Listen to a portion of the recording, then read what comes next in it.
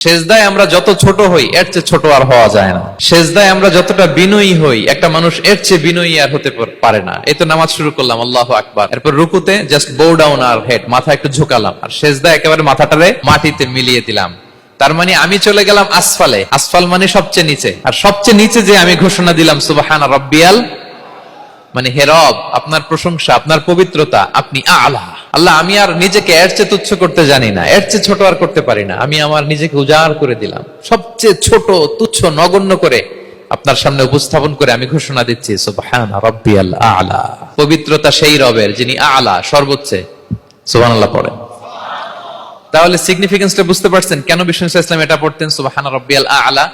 কারণ আমি থাকি সবচেয়ে আসফালে, নিচে, আর তখন আমি ঘোষণা দেই glory be to Allah the most high, the most high, the most high, আলা। আল্লাহ, আমি একেবারে নিচে, কিন্তু তুমি হচ্ছে আলা।